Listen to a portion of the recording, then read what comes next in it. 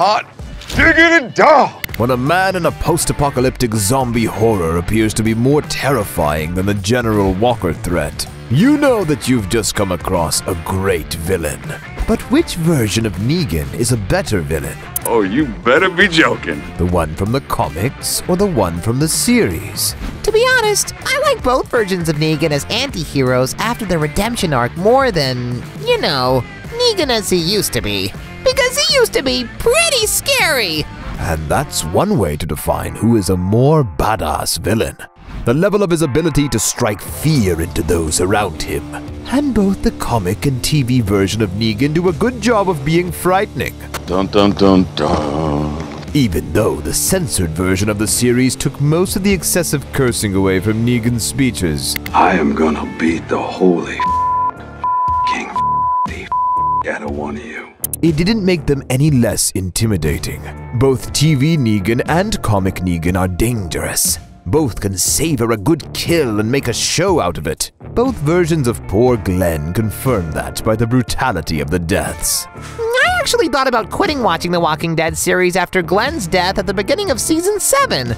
He was the wittiest and the most lovable characters of the first seasons. And who, except for comic book fans of course, could have predicted that Glenn would suffer such a horrible death at Negan's hands, right? Pow! Negan's vulgar and sometimes childish attitude can fool anyone at first glance. But then the truth hits you harder than Lucille.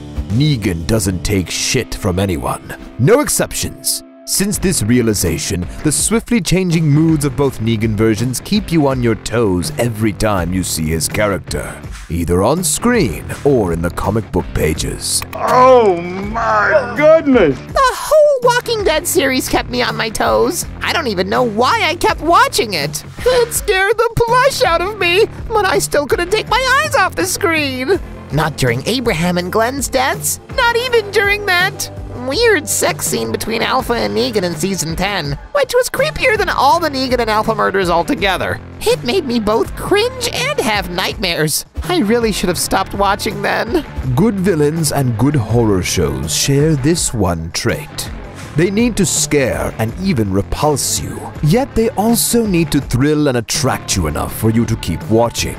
Villains need to be charismatic for that, but charisma can be tricky. In the Walking Dead series, Negan is portrayed by Jeffrey Dean Morgan, and his superb acting adds to the character. He is still frightening, but also good-looking, charismatic, and very entertaining. Hilarious, even. Easy peasy lemon squeezy. I snorted when he shielded himself with one of his men and asked Carl whether he picked the gun because it looked cool, and then I felt guilty about it. I think that you have no guts joke in the scene where Negan killed Spencer was the funniest joke in season 7, despite how gruesome it was. TV Negan's good looks and the manner in which he delivers jokes make us love and hate him more than be afraid of him. In the comics, Negan is still entertaining, but not so good-looking. Compared to Rick, he's a stuck-up, no-good runt. One doesn't believe he can take on someone so very positive, masculine, and awesome as Rick, until Negan actually beats him on all levels. That's why the comic version of Negan scares you more, and why TV Negan is more appealing. What about Negan's moral code in the comics and TV series? Does it differ? I mean, I didn't quite grasp the difference, but that's because Negan's moral code is quite, dubious. Yet the moral code, or its absence of it, is what makes villains more complex, or as simple as cardboard. The moral code is just as tricky as charisma. Add a reasonable amount and you get a decent villain. Go overboard with it and the villain starts down the slippery path of redemption, becoming an anti-hero. This develops him as a character, but not as a villain. And in my opinion, that's where TV Negan loses to its original comic version. They both believe the strong should protect the defenseless. They both have a strict no-rape policy in their groups, and both dislike the idea of killing children. They both get redeemed eventually, but the TV Negan gets softer than Negan in the comics. I mean, look at his paternal bond with Judith Grimes, who died as an infant in the comics. He actually grew attached to her and doesn't seem as ruthless as Negan from the comics remained even after his redemption.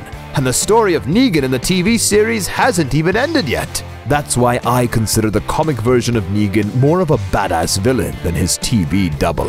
Then what do you guys think? Which version of Negan do you think is a better villain? Make your choice and let us know in the comments why you think so. Today was a productive damn day. Roar!